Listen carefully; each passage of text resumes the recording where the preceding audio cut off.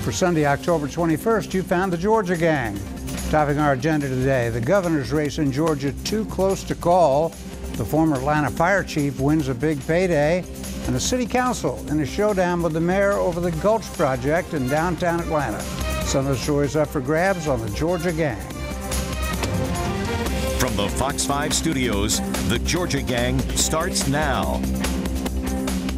And we're glad you'll be with us on this Sunday. We're 2 weeks out from the election, or a few days like that. And we will get started today with our Lori Geary telling us what's going on with early voting and the attention, huge attention, to this race for governor. Lori, good to have you. Thanks, Dick. You know, in some metro Atlanta counties, voter turnout is looking more like a presidential election year. Some voters are waiting more than 2 hours to cast a ballot. And there's no doubt the tight governor's race is one of the reasons for the high turnout.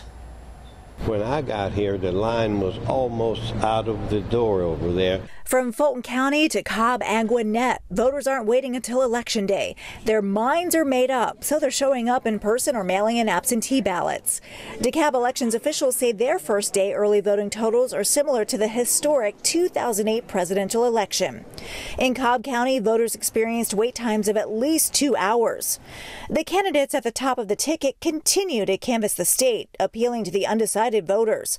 According to the latest Ipsos poll, there aren't many of them. Republican Brian Kemp and Democrat Stacey Abrams are statistically tied. Kemp at 47%, Stacey Abrams at 46%. The top issues on the minds of voters, 17% say health care, 16% say the economy. The poll shows 43% of voters say Abrams, who vows to expand Medicaid if she becomes governor, has a better handle on health care, to Kemp's 38%. But 46% of Georgia voters say Kemp has a better handle on immigration, compared to Abrams at 36%. This is an important election. We all need to come out and vote. Some more interesting numbers from that Ipsos poll. Trump's approval rating in Georgia is at 51%. 48% disapprove of the job he's doing. Dick? And thank you, Lori. Glad you could be with us this morning. And there are a bunch of numbers for us to ponder.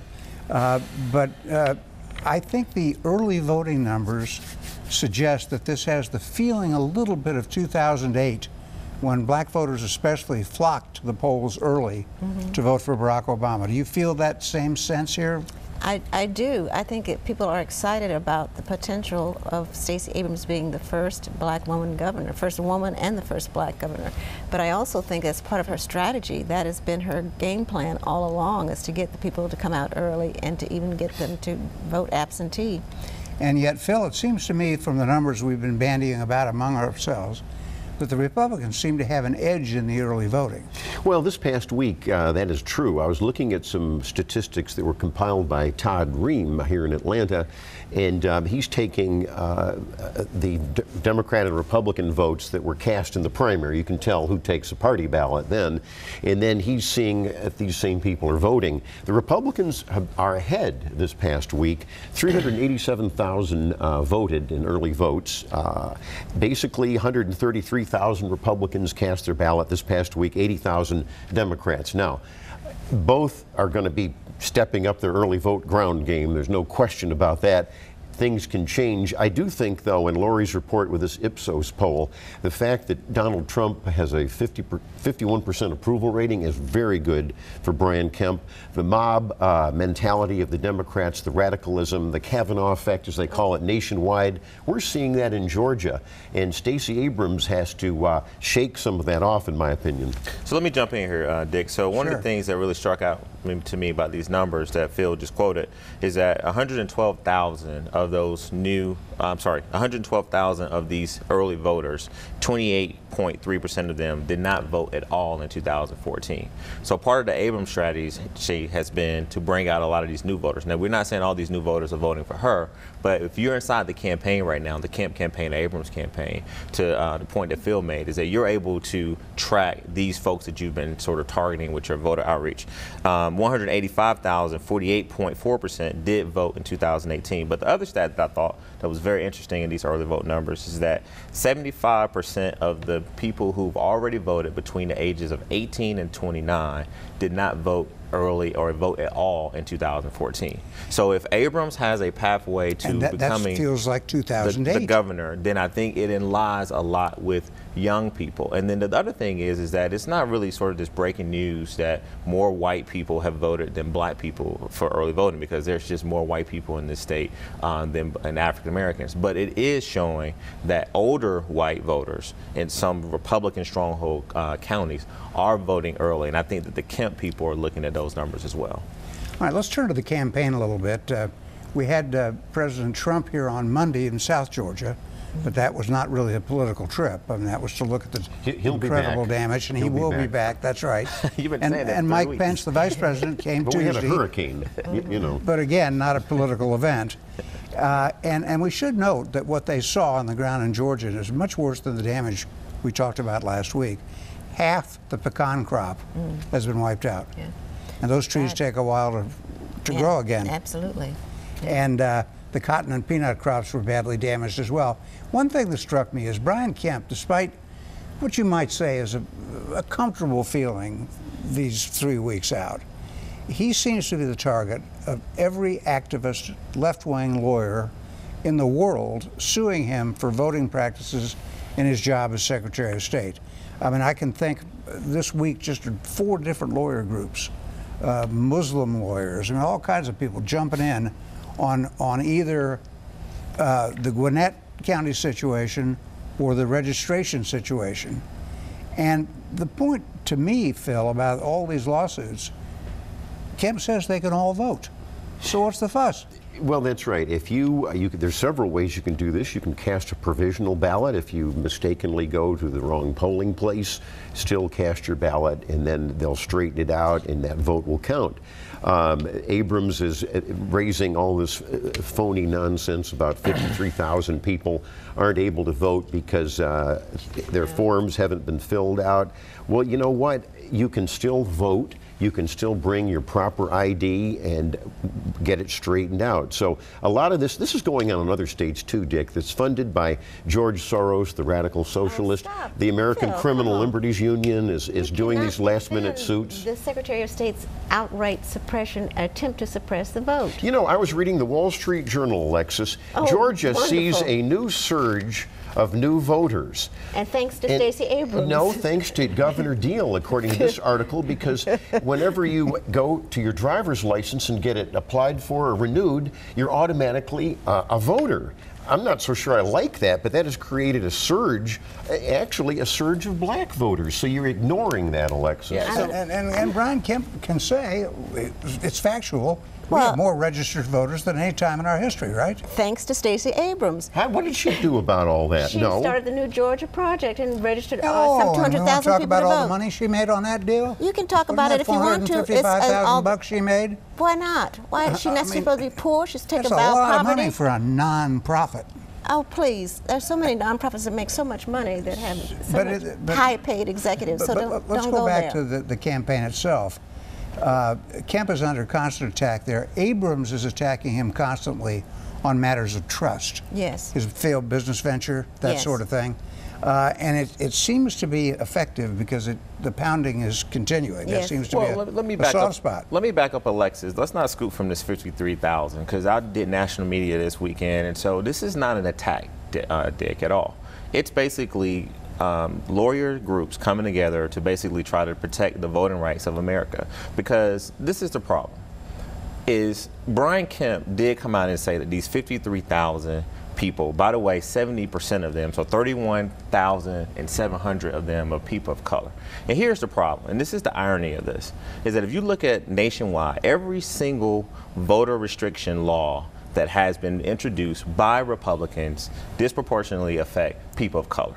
And so that hasn't been proven. No, that is that has not been proven. It is in this instance. In this instance, because you got a population that she had faulty registrations. 53,000 of them are messed up. But this is the problem. What really caused the outrage, Dick. And I want to be let's not get out. No, this is what caused the outrage. When Brian Kemp had an opportunity to respond, He could have proactively said, hey guys, if you forget to leave out a hyphen, if you forget to put a comma, if you go by Thomas and you put Tom, you're probably going to be affected by this exact match law that passed the legislature back in 2016. He didn't proactively do that. What he said is that this is happening because there have been groups out there registering these African-American new registrants, and they have not been filling out the application correctly. So then that would spark sort of the racial outrage, because he's inferring that black people don't know how to register. He didn't say that. No, that's what he said. That is exactly what he said. We gotta get come back to it. So let's come back to it, because this is an important issue, and I just think that let's and he said anyone can still vote, Theron. Be fair about that. He said that after. We need to come back to this, because the courts, when they sued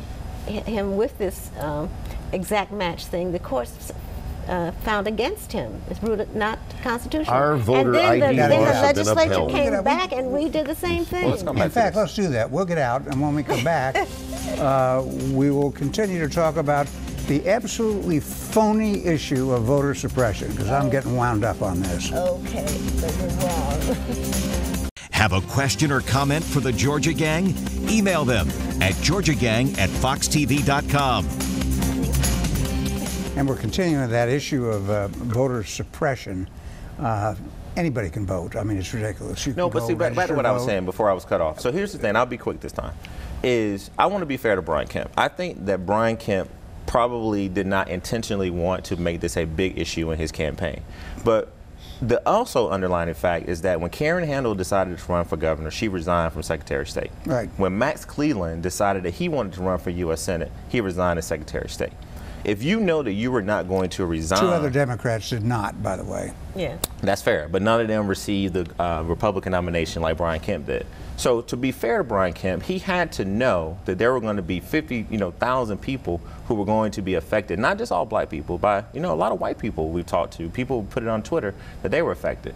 But I think herein lies the challenge, is that when we talk about suppressing the vote, is that when you're the Secretary of State, it's not so much of the law, but he has the ability to enforce certain extreme measures of the law, and to not allow somebody to stay registered to vote or to re-register to vote because of a hyphen or because they have a different name. The law, therein lies the challenge. That's a nice filibuster, but here's the Wall Street Journal. Georgia sees a surge of new voters. Phil, you keep putting up this wall because new voters. It's not about, listen, he has done a good job of basically allowing people to go online and allowing people to go out and register to vote. But I agree with Alexis. Let's not forget that the New Georgia Project but it's other turned in all manner of faulty voter registrations that were incompletely filled out. Which he challenged and found that like 40,000, and then there was really just 4,000 that were not. Well, the point is, he was confronted with a lot of sloppy paperwork by a communist army out registering anybody in the street they could pay for commission. You're crazy talking now. You're doing crazy talk now. Now we look where the money is. I think George Soros is a very committed. I know you like socialism, but he's a very committed socialism. I like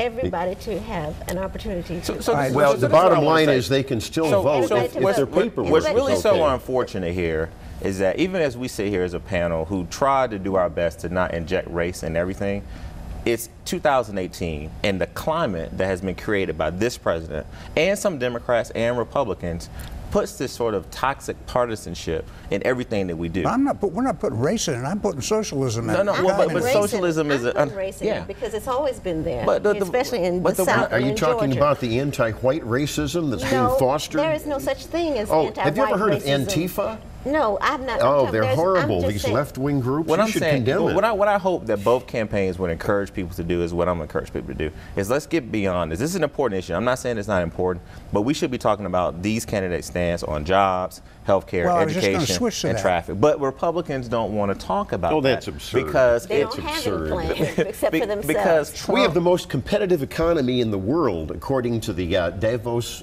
World Economic Forum. Let's talk about it. And that's a rejection of socialism. This is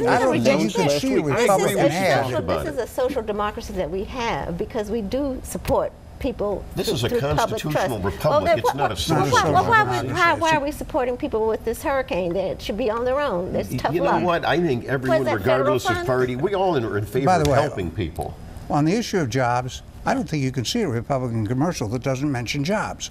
Now, the other side of that is, as you watch, look what the Democrat has. They'll mention jobs, but they're mostly talking about health care.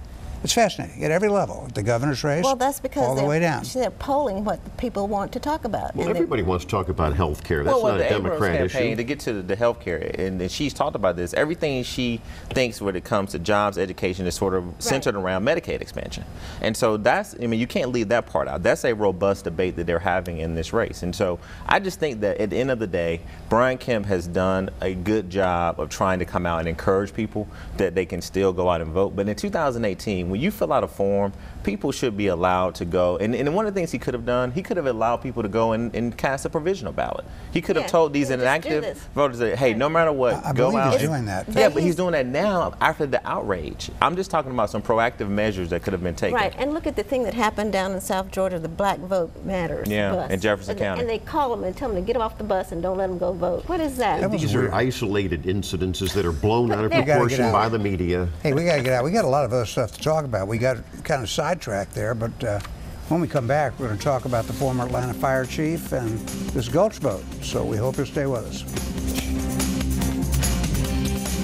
Join the discussion on the Georgia Gang Facebook page and watch past episodes on the Georgia Gang YouTube channel. We can't forget there's other news besides politics. We got all wound up there. Theron, Keisha Lance Bottoms and the council are going to have a special meeting on Wednesday to look at the new Gulch proposal. Though some of the council said they haven't had time to, they haven't seen the proposal actually. I don't know what the accuracy there is. And I guess that the mayor has made a concession to the school system by removing the West Side TAD. It's kind of complicated. But the school system apparently was okay with that. Well, it wasn't a concession to the school system. The one thing that the media did not report is that council members asked for this sort of removal of the TAD. So basically what the council did first, and then yes, the school also asked for, was basically to reduce the amount of TAD bonds from basically into not to exceed 40 million. It was up to about 650 million. I want to go to my phone here, Dick, because I want to make sure I got some accurate stats of the deal. But also basically it will kind of put CIM in sort of a pay-as-you-go sort of situation. So basically, that's the contractor. That's the contractor, right? CIM. We've talked about them. Also, basically, this would be no TAD extension. So that was one of the things that a lot of folks complained about. And then one of the points I really want to make is also that independent study that the mayor orchestrated through GMA, which is the Georgia Municipal Association, that many council members asked for, basically came back and said that $35 million could basically be a benefit to the general fund. So there's been this whole uproar from the community, which is valid, that they wanted to know how much the city was going to be responsible for it. So I think overall, not to get into every single part is also easy bonds, and also the deal remain the same. But this is the point I want to make, Dick, is that I think that the mayor should be complimented. My sources tell me that she, all of this week, was been talking to council members, have been talking to CIM, the developer, been talking to the wrestlers, trying to basically get this deal at a point where it's transparent as it possibly can be, and to try to make sure that the council is fully but the advertisement for this Wednesday meeting was not done properly. Felicia Moore, the Atlanta City Council president, properly is saying, wait a minute, this is wrong. To your point, Dick, they have not read the final. I mean, how can you have a meeting if you haven't read the final report? And let me finish. We don't still know, as we speak right now, what the taxpayers are on the hook for on this $1 billion plus project. We've talked about that. I just gave you the stats. Basically, there's no money coming out of the general fund. We haven't read that. But there was talk of a special call meeting. My sources tell me as well that there has always sort of been a plan to do a special call meeting. I think what happened, Phil, is that they didn't think that the Gulch deal was going to be a part of this special call meeting. They tacked it on at the last minute. So I think that this notion that it's this dissension between the council and the mayor at this point is just blatantly false. Well, they've had to push off the vote because the council has said no to the mayor. No, they didn't say no. They said they wanted more time. And also the community had a lot of input. Why the rush? Why are you rushing this? In the meantime, well, we were rushing at first because basically it was going to have to go through. I'm going to say they were rushing before because it was going to have to go through the school board and go through the county commission. And it was a very sort of November deadline there. Now, with this current deal and this current form, you don't have to basically go through APS. And so a lot of council members wanted more TAD extension. They wanted to reduce it. So they and got thank that. goodness for Superintendent Maria Karstaffen of the Atlanta system, because that money would have been drained over the years from the kids in the school system. No, that's false. Let me turn to Alexis. That's what she said. Oh, you believe everything she said? I believe that. Okay. Let me turn to you, Alexis. Yes. 2 victories for the First Amendment this week. The City of Atlanta settled its lawsuit with Kelvin Cochran, the former fire captain of chief, for $1.2 million. Kasim Reed didn't want to settle. Mayor Bottoms did, saying that there was greater vulnerability there. Clear victory for the First Amendment and his authorship of that book, no matter what he said, free speech. And also Kennesaw State University had to settle with a student religious group. About their The numbers were small. No more of these speech zones, which tries to shut up people. You know, I just want to make one quick comment on Kelvin Cochran, a fine Christian man. He wrote a book on traditional Christian beliefs. Kasim Reed hated that. Even a city investigation said that Chief Cochran himself never discriminated against anybody. And so it is a victory for the First Amendment. Biblical view of homosexuality. Anybody can write a book in this country. Good for him. However, with this one, I'm siding with the mayor, Kasim Reed, on this. Why? Because the potential of his influence as a manager over his employees, he can impose his personal beliefs. I just said a city investigation found he discriminated against no one, and Reed ignored that. But not then. Maybe he did. Oh, maybe you don't know. he was done wrong. Well, one of the things I want to jump in for our viewers is that this is the exact quote from Mayor Bottoms. She basically said the comments of Kelvin Cochran were not reflective of who we are as in Atlanta, and is not tolerant of an inclusive city. She did also, to your point, Dick, said that while the start of this litigation preceded her administration, based on the findings of the court, that these basically, if you continued on with this lawsuit, and that's why they settled, it could result into taxpayers paying millions and millions of dollars in damages and litigation I'm fees. glad you read that. Yeah. Mayor Bottoms is for a tolerant city, and yet they won't tolerate a Christian writing a book. That's hypocrisy. No, you don't tolerate people imposing their prejudices on those people that work for them. It's something That's called what we don't religious tolerate. liberty. You ought to be in favor of that. We got to get out a couple of things.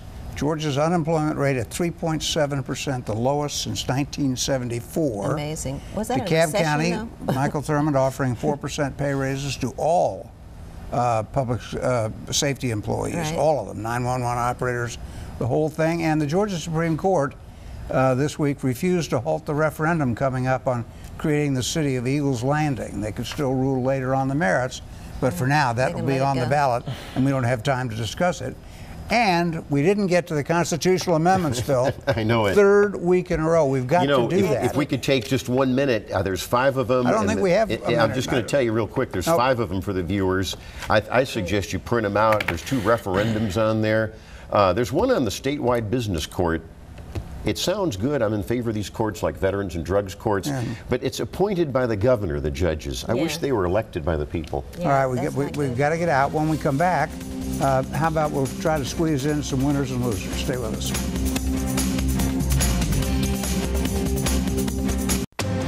Time now for the week's winners and losers. And we will begin with you, Theron. How about that? You ready? Definitely want to go back to DeKalb County and Michael Thurmond. Basically, big 4% police raise for public safety, as you pointed out, Dick. These are not just police and fire rescue. These are E911 employees, medical examiner investigators, county marshal office deputies, state court probation officers, sheriff deputies, animal services officers. I mean, you name it. This was the first time in DeKalb County's history that's been done. And then on a personal note, I want to give a big shout out to a woman named Irene Cross in Athens, Georgia. She was 93 years old and passed away. Was a personal family friend, lived in the Rock Springs community in Athens, and so she's going on. And then I want to make the winner the 40 black senior citizens in Jefferson County and Louisville who did not let this sort of voter suppression, this radical right attack to prevent them from voting. I want to commend them for going out and exercising their right to vote. We don't know if that was a radical right attack. It was some nut that threatened the bus. But anyhow, I got a couple winners. One, on a personal note, I'll do what Theron does sometimes effectively, and that is Rebecca Reeder, who has been named by Governor Nathan Deal as a Superior Court judge here in Fulton County. I've known her family and her from my Augusta days. She's a prominent attorney here. She's replacing the permissive judge Doris Downs here in Fulton County, so that is a win. And then I think socialism is the loser, Dick. It's taking a beating. I hope Stacey Abrams tries to distance herself. I don't think she can. But here we've got the most competitive economy in the world, and we've got the #1 state to do business. We don't want to put the brakes on our economic boom. All right, Alexis, go. Okay, I'm not going to answer that, but it needs an answer. Besides breast cancer awareness, October is also National Disability Employment Awareness Month. And Voya Financial partnered with the National Down Syndrome Society to host a dinner at the Atlanta History Center, where workers with Down syndrome serve VIP guests to show they are ready, willing, and able to work. And that's a good thing, that we need to pay attention to those folks. And I want to thank Betsy Howell-Gagger-Hughes for calling that to my attention.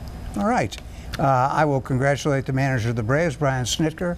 The Braves gave him a 2-year contract extension. He deserves it after the year the Braves had. And just on a personal note here, a little quiz for our viewers. 2 of us are happily married, long-standing, and 2 of us are engaged. Yeah. Congratulations to both of you for your engagements. And we'll let you, the viewer, figure out who's who in the marital department here. And we'll see you next week on the Georgia Gang. The opinions expressed in this broadcast are those of the panelists appearing in this program.